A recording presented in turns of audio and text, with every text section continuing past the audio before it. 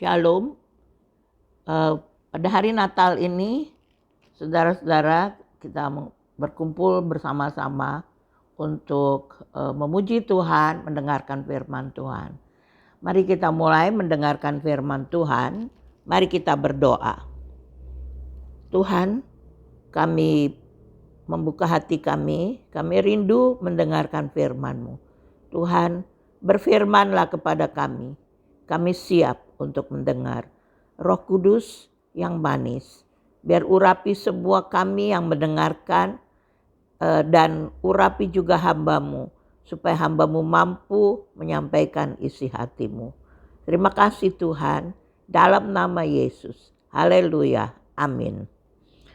Saudara-saudara, pada hari Natal ini kita bersuka cita, walaupun kita tidak bisa bertemu face to face, tetapi Natal itu tetap ada. Puji Tuhan. Kita akan melihat tema kita pada Natal ini adalah Immanuel, Allah beserta kita. Yang diambil dari Matius pasal 1 ayat 23. Sesungguhnya anak dara itu akan mengandung dan melahirkan seorang anak laki-laki, dan mereka akan menamakan dia Immanuel, yang berarti Allah beserta kita. Saudaraku, mengapa ada kata terjemahannya di sini yang berarti Allah beserta kita? Karena kata Immanuel itu adalah dalam bahasa Ibrani. Sedangkan perjanjian baru ini ditulis dalam bahasa Yunani atau Gerika. Sehingga ada perkataan yang berarti Allah beserta kita. Nah, saudaraku, dalam waktu yang lama, yaitu lebih kurang 400 tahun, Allah tidak bicara kepada manusia. Karena sebelumnya ada nabi-nabi, 4 nabi besar, yaitu Yesaya, Yeremia, Yehezkiel, Daniel, dan kemudian ada 12 nabi kecil, dan yang terakhir Maleaki. Kita tahu Maleaki itu 430 sampai 420 sebelum Masehi. Jadi sesudah itu Allah tidak bicara kepada manusia. Allah tidak menyatakan mujizat. Tidak ada apa-apa, kosong. Nah, saudaraku, dan membuat Israel menjadi takut. Mereka takut dihukum oleh Allah. Dan sehingga mereka melakukan ibadah-ibadah mereka menerapkan isi Taurat itu secara jasmani, sehingga terjerat mereka sendiri. Nah, pada saat itulah Yesus datang, dan pada saat itulah Allah mulai bicara kembali. Saudaraku, Allah bicara kepada Maria, Allah bicara kepada Zakaria, Allah bicara kepada Yusuf, kepada orang-orang Majus. Saudaraku, dan Allah bicara sampai hari ini, sampai sekarang. Nah, kita kembali kepada Immanuel.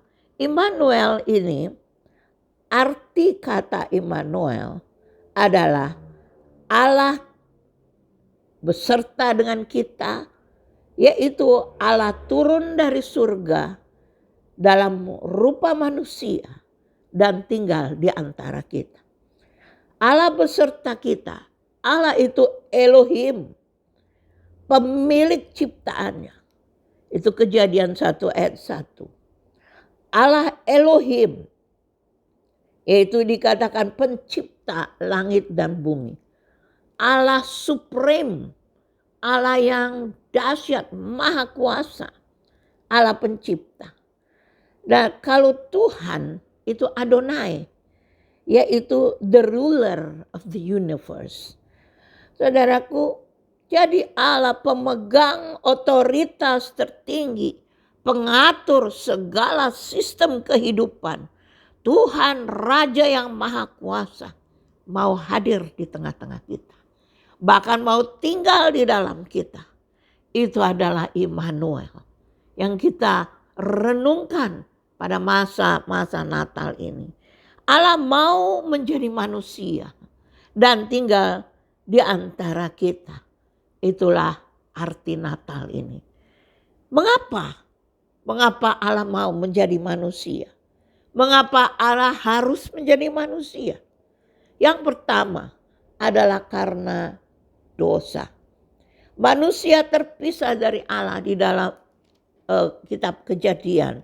Pada waktu manusia pertama Adam dan Hawa, mereka jatuh di dalam dosa. Maka hubungan antara Allah dengan manusia terputus. Kemuliaan Allah hilang dari manusia. Dan manusia itu menghadapi mati kekal. Dan harus dihukum. Karena itu hukuman dosa adalah maut, kematian kekal. Dan kalau manusia yang berdosa, maka manusia juga dalam bentuk manusia harus menghadapi penghukuman itu. Menerima penghukuman itu. Dan Yesus menjadi manusia untuk menerima hukuman dosa itu. Mengangkut segala dosa kita ke atas tubuhnya. Dan menerima hukuman dosa. Karena itulah dosa kita sudah ditebus. Dosa kita sudah selesai. Sudah menerima hukuman dosa. Yaitu di atas Yesus.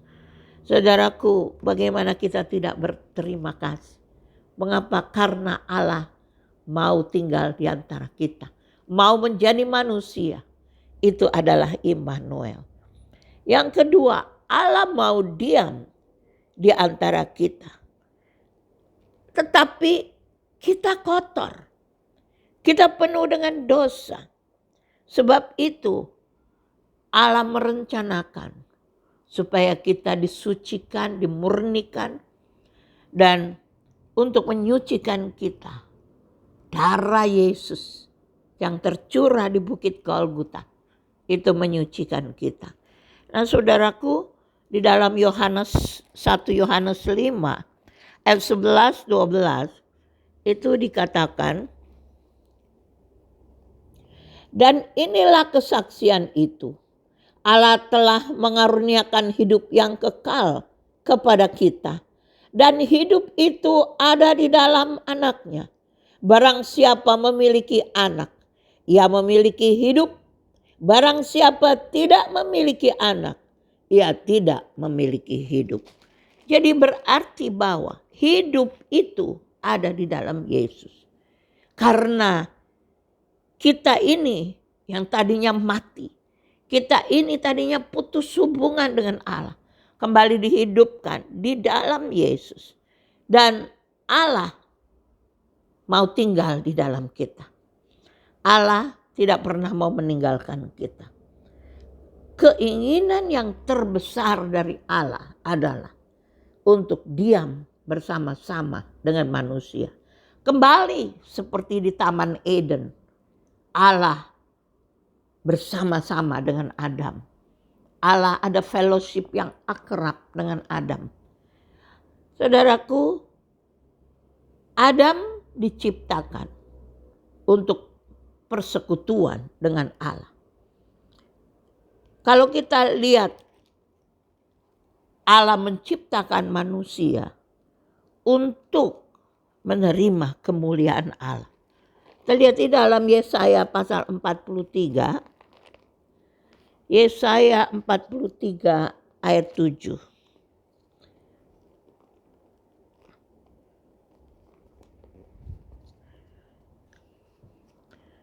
Semua orang yang disebutkan dengan namaku, yang kuciptakan untuk kemuliaanku, yang kubentuk dan yang juga kujadikan.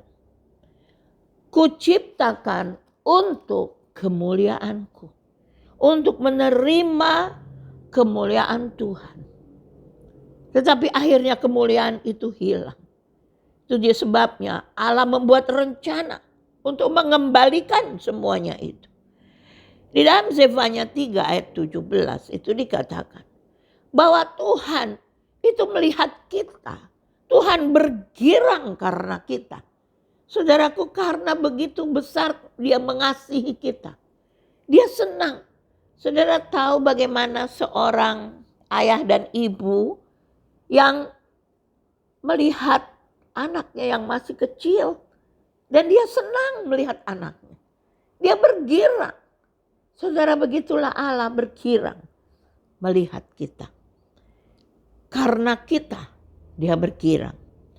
Saudaraku, yang kedua, bahwa Allah berjanji tidak pernah meninggalkan kita. Di dalam Yosua 1, dalam Yosua pasal 1 ayat 5. Firman Tuhan berkata, seorang pun tidak akan dapat bertahan menghadapi engkau seumur hidupmu. Seperti aku menyertai Musa, demikianlah aku akan menyertai engkau. Aku tidak akan membiarkan engkau dan tidak akan meninggalkan engkau. Aku tidak akan membiarkan engkau dan tidak akan meninggalkan engkau. Saudaraku, Tuhan tidak mau meninggalkan kita. Kita tidak bisa lihat dengan mata jasmani Tuhan. Tetapi kalau kita bisa lihat, sebetulnya tidak ada sedetik pun dia meninggalkan kita. Walaupun kita mengalami persoalan-persoalan. Walaupun kita mengalami proses. Kita mengalami kesukaran-kesukaran. Allah tetap mendampingi kita. Walaupun kita tidak lihat. Allah tidak pernah. Dan dikatakan juga di dalam kitab Ibrani. Bahwa di dalam Ibrani dikatakan. Ibrani 13 ayat 5. Dikatakan, aku sekali-kali tidak akan membiarkan engkau. Dan aku sekali-kali tidak akan meninggalkan engkau. Saudaraku, Tuhan berkata satu kali pun, sekali-sekali itu, satu kali pun tidak akan membiarkan engkau. Satu kali pun tidak akan meninggalkan engkau. Saudaraku, memang begitulah keadaan. Dan kita harus percaya itu. Bahwa Allah mendampingi kita. Apapun yang kita hadapi di dalam dunia ini. Dan saudaraku, satu lagi Yesus berkata. Yesus waktu mau naik ke surga. Dia secara fisik, dia naik ke surga. Tetapi apa dia katakan? Aku tidak akan meninggalkan engkau sebagai yatim piatu. Aku akan mengirim penolong bagi. Sehingga kita tahu bahwa Allah mendampingi kita. Immanuel itu tidak pernah berhenti. Immanuel itu tetap ada bersama dengan kita. Beserta kita. Dimanapun kita berada. Kapanpun. Dalam situasi apapun. Immanuel tetap bersama kita. Yang ketiga, Allah itu setia dan tidak berdusta. Saudaraku, apa yang Tuhan janjikan kepada kita pada hari ini, hari Natal ini, itu dia memang melakukannya. Karena dia bukan manusia, kata Bilangan 23 ayat 19. Allah bukanlah manusia sehingga dia berjanji dan tidak melakukannya. Nah, saudaraku, karena dia sangat mengasihi kita. Dia tidak pernah melupakan kita. Dan kasih Tuhan itu begitu besar sehingga dia terentang di atas kayu salib. Dan membuktikan bahwa dia mengasihi kita. Saudaraku, Allah yang memelihara hidup kita. Allah yang memelihara.